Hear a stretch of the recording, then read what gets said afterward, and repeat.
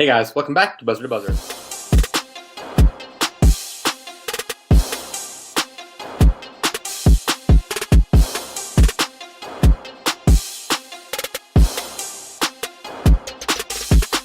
Alright guys, so the NFC and AFC Championship games have elapsed, and in this episode we're going to be covering the NFC Championship game, that being between the Tampa Bay Buccaneers and the Green Bay Packers. Now guys, I think it's safe to say that it was quite the game.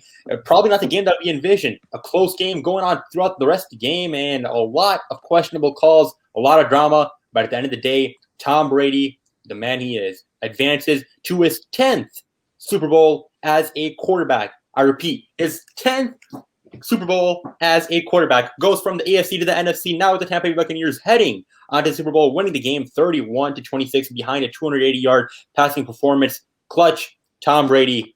It was quite the game. Our thoughts. Tom Brady was nowhere near clutch that game. He played abysmal. He threw 3 interceptions in that game. He was a reason why they basically should have lost that game. It was Aaron Rodgers' offensive inefficiencies that led them to win that game. That defense came up clutch after 2 back-to-back interceptions on back-to-back drives, one being critical in the red zone and one being early on in the second drive. You know, Tom Brady didn't play a good game. And if he plays like this in the Super Bowl against the Chiefs will blow them out by 30 points. So, to me, this wasn't a Tampa Bay Buccaneers win. This was a Green Bay Packers loss. You know, their offense couldn't function. Their defense couldn't stop, Kevin King couldn't stop the Tampa Bay Buccaneers at any given point. And so now you have to look at Matt LaFleur and his decision to kick the field goal with 2 minutes left. He put faith in a defense that was sort of getting lucky with interceptions because Tom Brady was playing bad and wasn't able to stop the ball otherwise. And so do the Green Bay Packers have to evaluate Matt LaFleur's play calling and decision making in critical moments like this in the NFC Championship? Yeah, I think I'm gonna have to agree with that exact same sentiment. Obviously Tom Brady played a really, really good first half, but the second half he kept on giving opportunities to the Packers to win that game. He gave Aaron Rodgers 2 extra possessions at the end of the game, and Aaron Rodgers went 3-and-out and 3-and-out both times. So obviously Aaron Rodgers, I think he was the reason really that why they lost. Everyone likes to bring up the Matt LaFleur, 4th and goal play, but I don't think that was Matt LaFleur's fault. It was 4th and 8 and 4th and goal. So that's really, really hard to pick up on a good defense. I think Aaron Rodgers could have tried to run it a little bit there. But once again, I think it was Aaron Rodgers' inefficiencies on those 2 extra possessions that caused Green Bay to lose this game. Yeah, it was definitely a great game, but like Carson Arian said, Tom Brady was nowhere near how he should be playing in the playoffs, and I think that the sole reason why they won that game is because of, one, Aaron Rodgers and the Packers' offense inefficiency to capitalize on turnovers, and also the Bucs defense was just amazing that game. We say that, Aaron Rodgers wasn't efficient, he wasn't playing how he usually does, but I feel like the Bucs defense going into that game, they need to stop Aaron Rodgers every time. And the fact that Aaron Rodgers can score a single touchdown on one of those turnovers that Tom Brady, when Tom Brady threw interceptions, that's the only reason that they lost that game. In my opinion, if Tom Brady didn't throw those interceptions, it would have been a blowout. And, that's just like a Packers thing, choking in the NFC Championship. So what could we say? Yeah, but it's crazy to think about. Aaron Rodgers and Tom Brady now both got the same number of NFC Championship banners hanging in their respective names. And it's still crazy to think 24 hours after the game has elapsed. Got to looking back at this game. Sure, Tom Brady 3 interceptions in the second half. Aaron Rodgers made nothing with them. Sure, the defense Bucs stood up. But I'm looking at Aaron Rodgers. There were 2 specific times throughout that game when he could have ran that ball in, took a hit. He's a grown quarterback. He's a Green Bay Packers quarterback. You got this point. You got to be ready to put everything on the line. When it's crunch time, you're down by 8. Come on now, you're Aaron Rodgers. As Stephen A. likes to say, you're the bad man, right? Well, prove it. Go on. Take a hit. He was right open, and then that led to the field goal opportunity for Matt LaFleur. No idea what is going on right there. You're down by 8, a couple minutes left in the game. You're really expecting Tom Brady to not chew the clock, and for your team to come back. Considering how your defense is beating the whole game, it was the end of the game. We can talk about it all we want. But at the end of the day, I'm still in amaze, shock right now that Tom Brady's heading to his 10th Super Bowl. Reminds me a lot about that man, LeBron James, heading to his 10th NBA Finals. This season probably going to his 11th. Not going to jinx it too early, but still a phenomenal accomplishment. And the Bucs are going on to the Super Bowl from the NFC. All right, guys. So keep on continuing talking about this. This whole NFC Championship game, the Tom Brady going back to his 10th Super Bowl.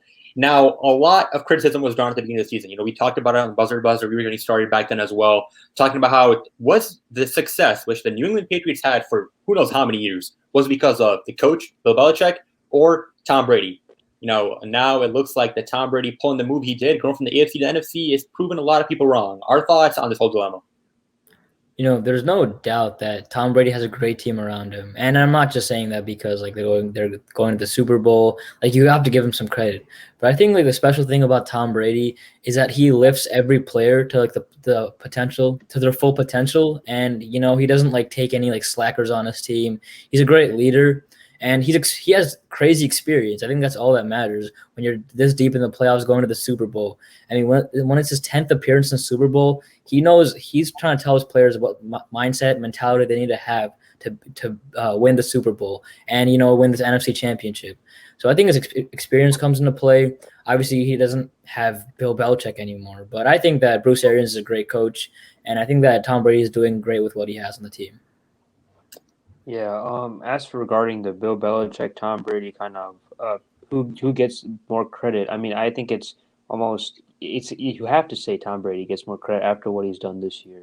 Obviously, I was one of those people that was on board with the 50-50 split. I thought both couldn't, do well without the other, but obviously Tom Brady proved us all wrong. Tom Brady, first year in a pandemic year, switching conferences, completely new offense, new receivers, new everything, and somehow he still makes it back to the Super Bowl.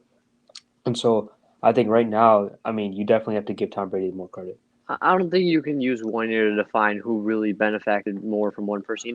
You have to look at Bill Belichick's team. He had no wide receivers on that team. Their whole offense was one-dimensional. They were always running the ball. I think they had less than 10 passing touchdowns this year, all season. And part of that, sure, you can blame that on Bill Belichick, but also he had no wide receivers. They were always injured the whole season. Cam Newton wasn't the quarterback they signed to me. They should have had an experience. Downgrading an offense from Tom Brady to Cam Newton is definitely going to give it a hit. And they still produced, 7, 8 wins. I don't remember their exact record. And so to make that evaluation after one season when Tom Brady has really been put in the best situation he's ever had in his whole career, maybe not counting the 2007 Patriots with this wide receiver core, secondary, and D-line he has, I don't think that evaluation is something you can make after 1 year. Yeah, exactly. The short term, we can look at it and say, oh, Tom Brady going from one conference to another, all of a sudden, of course, it's Tom Brady. But you got to look in the bigger sense, like Harsh, you were talking about. This one season was the perfect season, in a sense, for the Buccaneers. Tom Brady's offensive line was amazing. His weapons, which he had at his disposal for wide receivers, Mike Evans, Chris Godwin, you name it, Antonio Brown coming in at the end, Rob Gronkowski, his old buddy, coming into play after retiring. It was a perfect offensive core he had. But also got to talk about the Patriots. The whole season, it was like COVID-19 was going on and off with Cam Newton not being able to stay there permanently, their offensive core. I feel like for sure, Bill Belichick took notice. He sees what's happening. But him being the Hall of Famer coach he is, I think we're going to see him bounce back next season. All right, guys, well, those are our thoughts on the NFC Championship game and the whole situation surrounding the legacy of Tom Brady. It is quite the legacy, no doubt about it. As always, guys, be sure to like button, subscribe, and comment down below your takeaways from this NFC Championship game. As always, guys, take care. Catch you guys on the next one.